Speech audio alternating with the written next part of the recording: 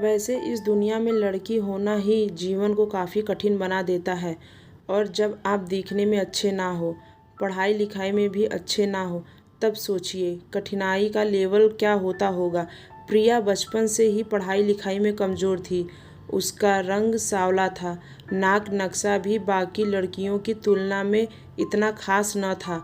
ऊपर से भगवान ने दांतों की बनावट भी टेढ़ी मेढ़ी दी थी। जब प्रिया छोटी थी तो बचपन में स्कूल के बच्चे चिढ़ाते, बड़ी हुई तो गली मोहल्ले के लोग उसे देख कर अपना मुंह फेर लिया करते थे। कोई भी उसका दोस्त बनने के लिए तैयार न था। उसके रिश्तेदार भी कुछ खास उसे भाव दिया ना करते। बस एक उसकी माँ ही थी जिसे उसके सूरत या लुक्स से कोई फर्क नहीं पड़ता था।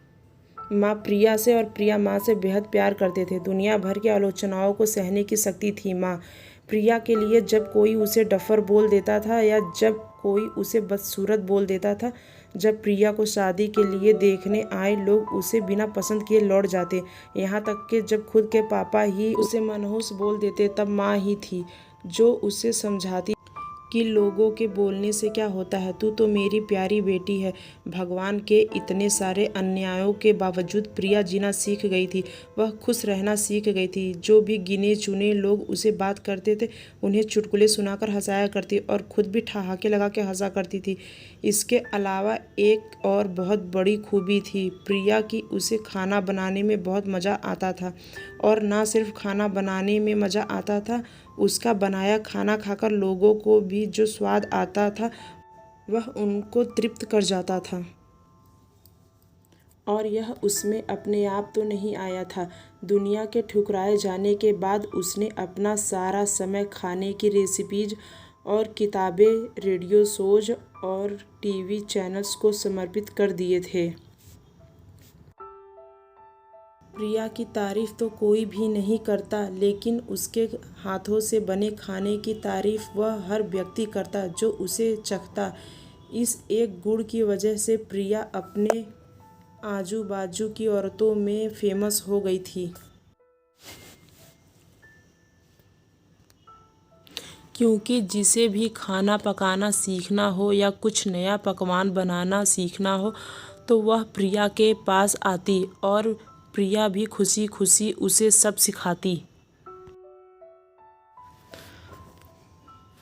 उसके पास आने वाली औरतें अच्छा खाना बनाना सीख जाती, लेकिन लाख कोशिश करने के बाद भी प्रिया के हाथों का वह जादू जो सबको तृप्त कर जाता, वह कोई ना सीख पाता।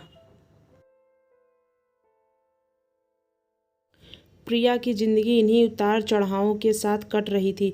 एक बार फिर से माँ बाप ने जी तोड़ कोशिश कर एक फैमिली को प्रिया को देखने के लिए मना ही लिया था। और अगले दिन लड़का प्रिया को देखने आने वाला था।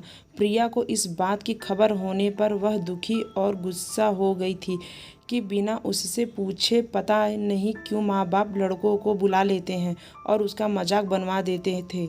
माँ ने प्रिया को समझाया था कि ऐसा ही होता है, कोई भी बेटी अपने माँ बाप के यहाँ हमेशा नहीं रहती, उसे एक दिन शादी करके जाना ही पड़ता है।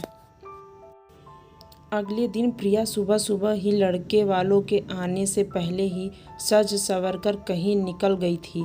उस दिन लड़के वाले घर आकर माँ बाप को बहुत खरी खोटी सुना कर गए थे। वैसे भी पापा को प्रिया पर हमेशा ही गुस्सा रहता था, लेकिन उसकी इस हरकत ने उनको गुस्से से पागल कर दिया। उस दिन पापा ने प्रिया का सारा गुस्सा माँ पर उतार दिया था, यह कहकर कि एक मनहूस बेटी को जन्म देकर भी तुम्हारा मन नहीं भरा था, इसलिए उसको इतना लाड प्यार देकर सर पर बिठा लिया है।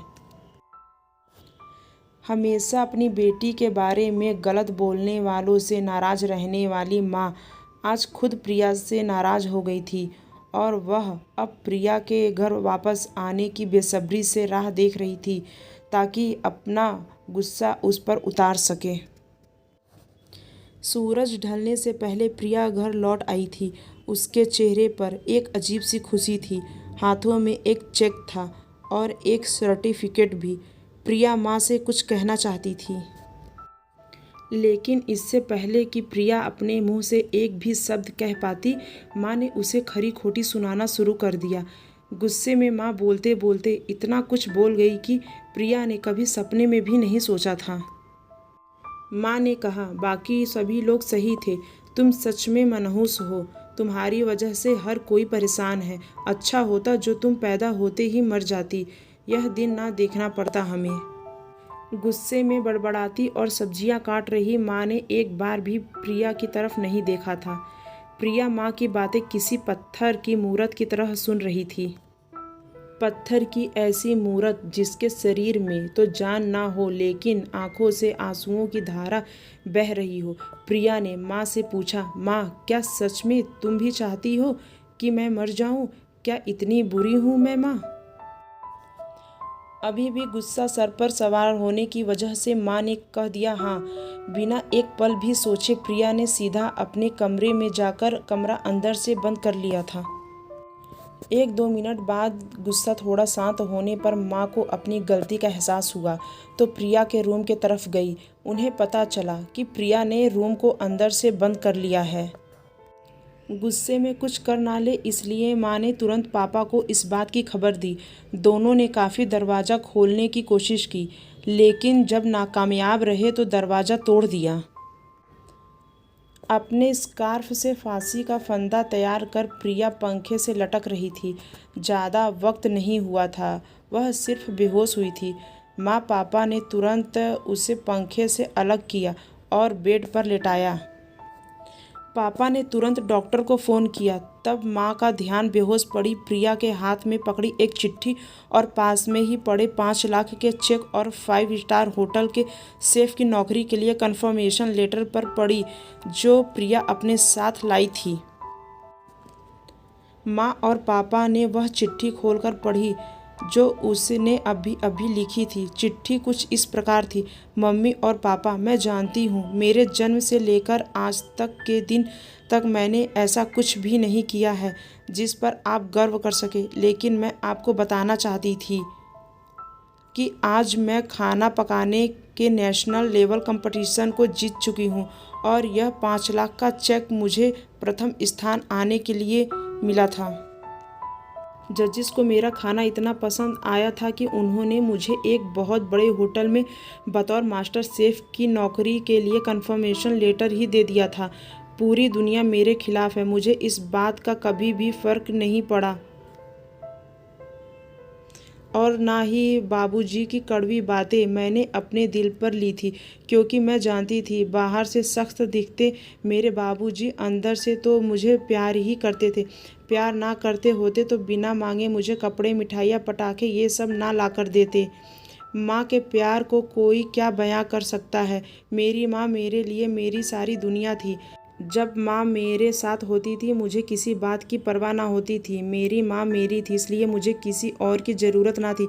मेरी माँ मेरे साथ नहीं है तो मेरी दुनिया मेरे साथ नहीं है, इसलिए मैं आज दुनिया को ही अलविदा कह जा रही हूँ।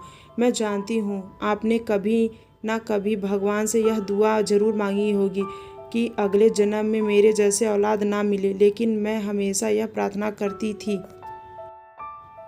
कि अगले जन्म में तो क्या मेरे हर जन्म में मुझे आप जैसे ही माता पिता मिले, और आज भी यही प्रार्थना करके उसी भगवान के पास जा रही हूँ।